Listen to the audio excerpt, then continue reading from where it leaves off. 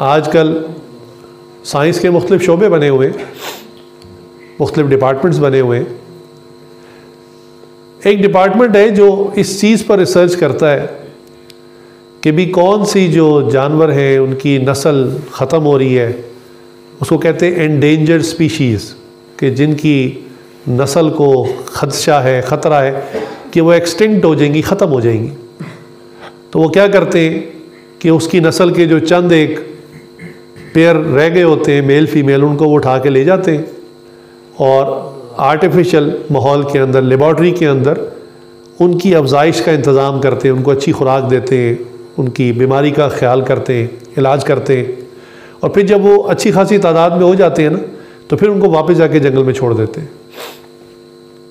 फिर वो उसको स्टडी करते रहते हैं। 1 साल बाद देखते हैं कि अब कितनी तादाद है, ये फिर बढ़ रहे हैं कि नहीं। तो अल्लाह की शान, उनकी सर्वे रिपोर्ट ये है कि भी जो जानवर दुनिया से ख़त्म हो रहा होता है, जो परिंदा ख़त्म हो रहा होता है, जिसको हम इस तरह से लाखों डॉलर लगाकर उनकी तादाद बढ़ाते हैं और दोबारा जाके उनको असल जंगल में, चूँकि रहना तो उन्होंने वहीं होता है, जब छोड़ते हैं तो 1-2 साल बाद जाके जब सर्वे करते हैं उनकी तादाद फिर वैसे वाकई उतनी हो चुकी होती है। तो उनको फिर उसको समझ में आता है कि भी लगता है, क्योंकि बाज़ तो दहरी होते हैं, खुदा को मानते नहीं हैं, तो वो कहते हैं मदर नेचर की शायद यही ख्वाहिश है कि जानवर दुनिया से ख़त्म हो जाए। तो ये निज़ाम वाक़तन अल्लाह चला रहे हैं, इसको कोई बंदा कंट्रोल नहीं कर सकता कि मैं फ़लाँ जानवर की नस्ल इतनी बढ़ा दूँ और फ़लाँ जानवर की नस्ल इतनी कम कर दूँ। कुर्बानी के दिनों में ये बहुत जो है वो बातें उठती हैं कि जी मुसलमान पूरी दुनिया में जुल्म करते हैं, इतने सारे जानवर ज़िबा कर देते हैं, यही पैसा इकट्ठा करके किसी गरीब को दे दें, किसी का घर बना दें, किसी के बच्चे को यूनिवर्सिटी में पढ़ा दें, किसी बेवा की बेटी की शादी करवा दें, पता नहीं कौन कौन से खैर के काम याद आने शुरू हो जाते, जो सारा साल खुद नहीं ना किए होते, वो कुर्बानी के दिनों में याद आने शुरू हो जाते हैं।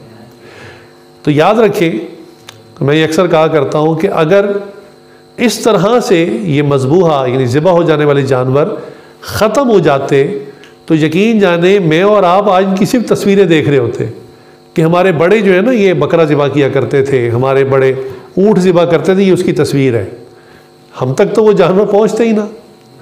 लेकिन अल्लाह ताला का एक निज़ाम है, अल्लाह ताला इसको ऐसा बैलेंस करते हैं कि जो जानवर कुर्बानी का है वो जितने ज़्यादा ज़िबा होते हैं उतने ही ज़्यादा अल्लाह ताला और भेज देते। चुनाचे एक सादा सी मिसाल है कि कुतिया जो है वो, उसकी एवरेज एक आदत है कि वो 6, 7, 8 बच्चे, यानी ये एवरेज में देती, इससे ज़्यादा भी देती है, 12-12 बच्चे भी देती है एक टाइम में, लेकिन एवरेज है कि 7-8 बच्चे वो देती है। और आपको पता है हमारे इलाकों में कोई बंदा कुत्ते को ज़िबा करके नहीं खाता। अब अफजाइश का जो रेट है वो देखें कितना ज़्यादा, कि 7-8 बच्चे, 10-12 बच्चे पैदा होते हैं और उनको मारने वाला, खाने वाला भी कोई नहीं। लेकिन आपको कभी ऐसा नहीं हुआ कि आप एक गली से दूसरी गली में गए तो देखा कि कुत्तों का रेवड़ आ रहा है, कोई 300-400 कुत्ता इकट्ठा आ रहा है, आपकी तो जान पे बन जाए। लेकिन ऐसा ही होता है कि एक आध मोहल्ले में कोई 6, 7, 8 कुत्ते होते हैं, किसी मोहल्ले में 2-4 कुत्ते, इससे ज़्यादा नज़र नहीं आते। कौन कंट्रोल कर रहा है इसे? अल्लाह रब्बुल इज़्ज़त। बकरी जो है वो 1 बच्चा देती है, और किसी की बकरी 2 बच्चे दे दे तो वो तो खुशी से छलांगे मारता है कि मेरी बकरी ने 2 बच्चे दिए। और माशाल्लाह रोज़ मटन जो है लोग खा रहे होते हैं, मटन कढ़ाई है, मटन टिक्का है, मटन कौरमा और पता नहीं क्या। अब मैं इस वक्त आपकी तबीयत तो नहीं ख़राब कर सकता, लेकिन बस आप समझ जाएं, बीफ खाया जाता है, ऊँट का गोश्त खाया जाता है। यानी ये वो खाना है जो रोज़, कुर्बानी के अलावा, कुर्बानी तो चलो साल में 1 दफ़ा आती है, रोज़ ये जानवर ज़िबा होते हैं, रोज़ इनको खाया जाता है। लेकिन आपने ये नहीं देखा होगा कि बकरी पालने वाले ने 1 या 2 बकरियाँ पाली हुई, हमेशा रेवड़ पाला होता है। तो सुभान अल्लाह, जो जानवर ज़िबा भी ज़्यादा हो रहा है, खाया भी रोज़ जा रहा है, वो रेवड़ों की शक्ल में नज़र आता है। और वो जानवर जिसकी पैदाइश इतनी कसरत से है और उसको मारने और खाने वाला भी कोई नहीं, और वो आपको इक्का दुक्का नज़र आता है, कभी रेवड़ में नज़र नहीं आता।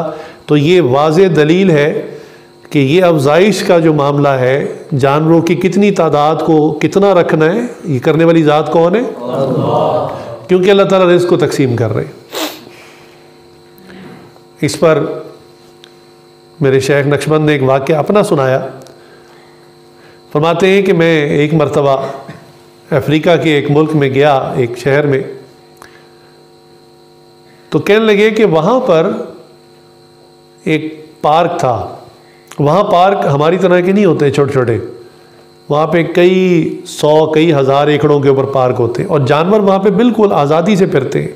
यानी जैसे जंगली जानवर जंगल में फिरते हैं आज़ादी के साथ, ऐसे ही वो फिरते हैं। बस बाउंड्री के ऊपर तार लगी होती है और अंदर जानवर बिल्कुल जंगल के असल माहौल में फिरते हैं। शेर भी होता है, हिरन भी होता है, दूसरे जानवर भी होते हैं। तो कहने लगे, हमारे एक साथी कहने लगे कि हज़रत ये मैंने आपको ना पार्क दिखाना है। खैर, कहने लगे मैं अल्लाह की मखलूक में गौर करने की नीयत से कि ईमान ताज़ा होता है, ऐसी अल्लाह की निशानियाँ देख कर मैं चला गया उनके साथ। तो कहने लगे गाड़ी में हम वो पार्क देख रहे थे। तो पार्क में उसने खैर हमें बहुत नायाब दरख्त भी दिखाए, पौधे भी ऐसे दिखाए, फूल दिखाए, जानवर दिखाए। कहने लगे, उसने कहा कि हज़रत इस पार्क में एक अजीब मसला है, ऐसा एक राज है जो आज तक साइंस वालों को समझ ही नहीं आ सका। मैंने कहा भी क्या ऐसी बात है? उन्होंने कहा हज़रत इस पार्क के अंदर हिरन अम्पाला की एक नस्ल है, और यहाँ पर जो है वो हिरनी एक दो बच्चे देती है, इससे ज़्यादा बच्चे नहीं देती। जबकि हमारे मुल्क में एक और कूगर पार्क है, कहने लगे वहाँ पर इसी हिरन की नस्ल है, वो 4-5 बच्चे देती है एक वक्त में। तो यहाँ के जो लोकल साइंटिस्ट थे उन्होंने कहा कि पता नहीं जंगल में कोई मसला है, कोई खुराक का मसला है, कोई पानी का मसला है। बहुत रिसर्च की, और रिसर्च यहाँ तक की कि उन्होंने यहाँ की चंद हिरनियों को पकड़ा और कूगर पार्क में जाके छोड़ दिया, और कूगर पार्क की जो 4-5 बच्चे देने वाली हिरनियाँ थी उनको यहाँ ला के छोड़ा। तो अल्लाह की शान, जब वो हिरनियाँ जो 4-5 बच्चे दे रही थी, जब यहाँ आई तो उन्होंने फिर 1-2 बच्चे देना शुरू कर दिए, और यहाँ जो 1-2 बच्चे दे रही थी वहाँ जाके 4-5 बच्चे देने शुरू कर दिए। कहने कि ये वो राज है, आज तक किसी को समझ नहीं आ सका। तो हज़रत फरमाने की भी देखो, ये मेरा फील्ड तो नहीं है कि मैं इस पर कोई कलाम करूं, क्योंकि हज़रत तो इलेक्ट्रिकल इंजीनियर थे और दीन के हवाले से माशाअल्लाह अल्लाह ने बड़ी समझ फकात दी है उन्हें। लेकिन फरमाने लगे कि भाई मेरा फ़न तो नहीं है, लेकिन लगता है कि आपके इस पार्क में शेर मौजूद नहीं है।